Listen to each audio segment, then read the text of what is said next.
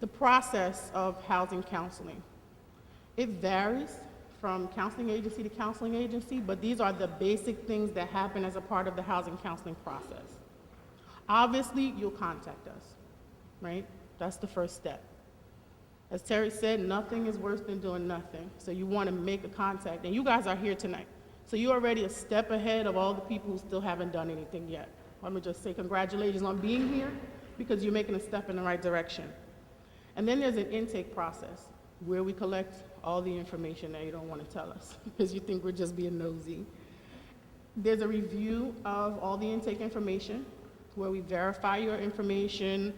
We'll take a look at your credit. If a housing counseling agency that does not loan or grant money pulls your credit report like Brand New Day, it does not affect your credit score. It is called a soft pull, so we can pull your credit and take a look at it and it won't bring your score down, all right? We'll look at your credit. If what we see on your credit report does not match what you've given us on your income statement in terms of your expenses for credit, we will not cancel the counseling and say we won't help you. We'll call you and we'll give you the opportunity to correct the information. We'll say, send us, copies of the bill for your credit card so that we can make sure, because you could have just been mistaken. You might have been rushing to fill out the papers and giving an average. You might have been telling me what you send as opposed to what you're billed for. Anything could happen that could cause that error. So we want to correct everything and make sure that what we're communicating with the lender is the right information. And then there's an initial counseling session. This initial counseling session, because you guys live in Elizabeth, if you work with Brand New Day or the Urban League, will probably be in person, a face-to-face session where we'll sit down and we'll talk about your situation. Sure, you told me in the documents what was going on, but we'll sit and you'll have the opportunity to explain how you came to be where you are in terms of your mortgage. Honesty is key in that process as well. When you sit down with us for the first time, there's a phone on the table. We call the servicer that's dealing with your loan. We ask them for the terms of your loan because you may not be clear exactly what your interest rate is. We get the terms of your loan. How far behind are you? Is it an active foreclosure? Is there a sale date schedule? You're there, so you're getting that information as well because these might be things that you don't know, right? We'll also find out what the loss mitigation options with that particular servicer are.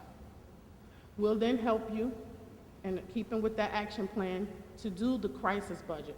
If it is that you need to get a repayment plan, and in order to complete that repayment plan, you're going to need to free up $300-400 a month, then we'll help you with what's called a crisis budget, where we'll say for the 6 months that you're in this repayment plan, these are the things that you're not going to do. And guess what? I'm not going to tell you what things to take out of your monthly expenses. This is not my job. My job is to say that this is what will help you. You will determine the things that you can and cannot live without. You will determine your wants and your needs. And I think that being here today is a step in the right direction that says that you guys are committed to making your home ownership process work or to avoiding foreclosure, and you'll take the steps necessary. We'll then make any referrals, again, to any financial or utility or any other assistance that's needed. If the issue is that you're overwhelmed with credit card debt and there's some sort of credit repair that we can embark upon, then we'll also assist you with that at this point, and to help you identify any additional steps before your action plan can be implemented. We'll submit a packet to the servicer requesting whatever it is that is in the best interest of foreclosure prevention. This is foreclosure prevention at Brand New Day, foreclosure prevention and intervention, because we actually work with your servicer on your behalf. Preventing a foreclosure is just that, keeping you from the foreclosure on the credit report. There are several ways that can happen. There are retention options where you're going to stay in the home. There are some people who should not stay in the home because the affordability is no longer there. You might get a loan modification, a repayment plan, a forbearance. You may refinance. We'll help you to identify which of those options are best for you, what type of refinance is best for you.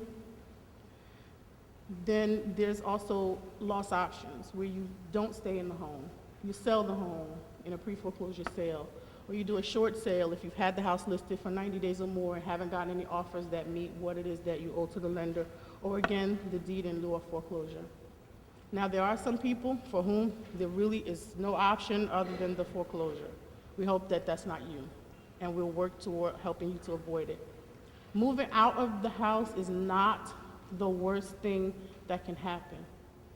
If you are voluntarily leaving the home, then it gives you the opportunity to go into home ownership again in the future, when you have a better idea of what it is that you're getting into, when your savings are adequate, when your income is adequate to maintain home ownership.